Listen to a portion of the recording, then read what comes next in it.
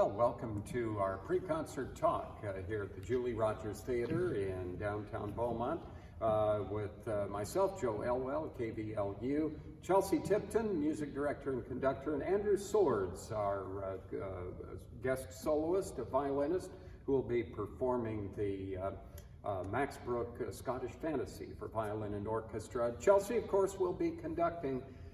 Chelsea, I guess the first thing I can ask you is, in a program like this, it's called Fate and Fantasy. Now, we know Fate goes with Tchaikovsky because his last three symphonies, Fate, Fantasy, Scottish Fantasy.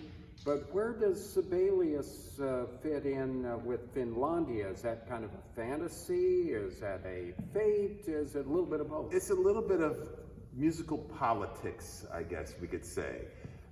Sibelius was very proud of his country, and this piece we were going to do at an earlier concert, and then the pandemic hit. But it's a great way to kick off our season. It has beautiful melodies. It has some kind of militaristic feelings to it. It has some very kind of almost dark moments. The way that it starts, kind of in a dark, but then it comes to the light towards the end, which is similar to the Tchaikovsky's Fourth Symphony and Beethoven's Fifth Symphony, and so on. Yeah. So we've been through some dark moments, and in the arts world, certainly Andrew can attest to that. And yet we're trying to find the light. We're trying to find our way through it, and we have a great season. The orchestra sounds fantastic, and I think this is an appropriate way for us to open up our season, our 69th season, with the Symphony of Southeast Texas. Yeah, Finlandia, when we think of that, Jean Sibelius, Finlandia comes up probably about 90% of the time when you think of Sibelius. And of course, his Second Symphony, I think. Second Symphony, his Fifth Symphony, and of course the Violin Concerto, which is another piece on my bucket list. Yeah. Extremely difficult piece to perform. And one of the things about Sibelius in the Violin Concerto and in the symphonies is it doesn't always have a core of a pulse to lock in on. This piece is very clear what the pulse is and how things are kind of laid out. But it really goes to his wonderful lyricism. And I think if I had to put a title of how this concert, a thread that flows through this concert, would be lyricism. Scottish Fantasy, certainly, and of course the Tchaikovsky Fourth Symphony as well. Right. Now, of course, we'll be performing the Scottish Fantasy for violin and orchestra of Max Bruch. Now, he wrote 3 violin concertos on top of this, so this could be like a 4th violin concerto. Andrew, you've performed this quite a few times, haven't you? You know, it's one of those pieces that really never gets old, Joe. Yeah. And if you're looking for sonata form in Mendelssohn and Mozart, you're not going to find it here. It's got these very illustrative character tunes that are set to these texts that Bruch found in the book and dedicated to a Spanish virtuoso violinist. And there's nothing quite like being the hero in the story, you know, and if you like Scotch or Haggish, this concert is for you. Now, this is one, you performed this many times, or a few times, many times, a few. Have you, in performing this, have you found little nuances that each time you perform it that you, hey, I forgot that was there, or I didn't know that was there when you performed it each time? Well, that happens with every piece. And you know, if we took this on the road, if we did this 6 times, every concert would be different, and every concert would have slightly different nuances. And it's conversational. You know, when you meet a new conductor and a new orchestra, it's like speed dating, right? You have 1 week to make it work. And hopefully by the end of the week, you're engaged in planning your honeymoon and not, you know, ghosting the other. But it's really fun to come to these different towns and see the spectacular Julie Rogers Theater that the community has. And to interact with the folks of the Symphony of Southeast Texas. They were very kind to me last night. They played very well. Yeah. It's going to be a good week. Yeah. And you know, that idea of it being a conversation, it really should be a conversation between the orchestra. I'm listening to him, he's listening to the orchestra's listening to him.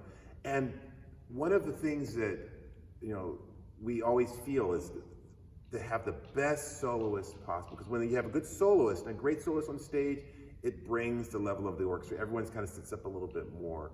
So we have a great concert ahead, But I'm really excited about this piece because it is not your typical concerto. You know, oftentimes when we have an orchestra concert, it's overture, followed by concerto, intermission, and then a symphony. This is a bit of a different type of concerto, if you will, you know? And, you know, I read that his most famous piece of the concertos was his first concerto, and he was so happy with that result. But everyone remembered him for the first one. They kind of overlooked some of his later works. His later works, yeah. But this is a real, we both have a friend of ours that is a fellow conductor whom I heard him conduct this for the first time. You just played it with him, and he just recently passed away. So it's a very, I find this piece very impassioned music and sincere. And very sincere music. And what's also interesting, the last point I'll make, is that he didn't go to Scotland. No. Not like Mendelssohn. Like Mendelssohn, yeah. His third, he was in Scotland, which inspired him to write his third symphony. But yeah, Bruch never went. He found a book of Scottish folk music in a library in Berlin, I believe. Yeah. So, and the one thing about this work is you do hear those Scottish melodies in there. I can hearken back to some of the Scottish folk tunes that I've heard. And of course, when you're thinking Scottish, there's also Irish, Celtic, it's all Celtic. And Bruch doesn't relegate the orchestra to that of accompanists. Thank you. Bruch has always, and this happens in all of his concertos, he really puts the French horn front and center. The cellos often get a tune. Here we've got Hope on the harp, who is really a co-star in this drama. Yeah. You know, and on the harp, yes. Yeah. And the violin sections always have these story moments. I think about the tutti in the first movement of the first violin concerto, where we hope the first violin's a practice that moment. but everybody gets a chance to shine, which is why it's sort of like being invited to a dinner party with a lot of great personalities. Everybody gets to chime in. And one of a drag of being, one of the concertos I'm not a fan of is the Chopin piano concertos, because the orchestra is just a shadow. Yeah. And the piano gets all the great stuff, but this piece, the Scottish Fantasy, we have something, everyone gets a chance to shine, and so it keeps everyone engaged. Yeah. And it is a marvelous piece. And when I'm thinking of the Scottish Fantasy, when I think of it, that final movement, when it comes, that's when I know that's the Scottish Fantasy. Yep. It's a real hootenanny. Yeah. Yes. And then, Chelsea, you'll be concluding the program with the Symphony No. 4 of Peter Tchaikovsky. Now, we've talked about this before. His last 4 symphonies are the ones that are played probably more than any of his others.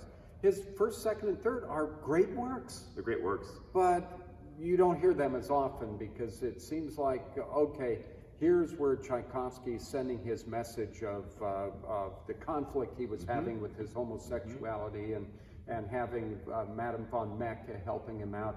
It pretty much began around the Violin Concerto and the 4th Symphony.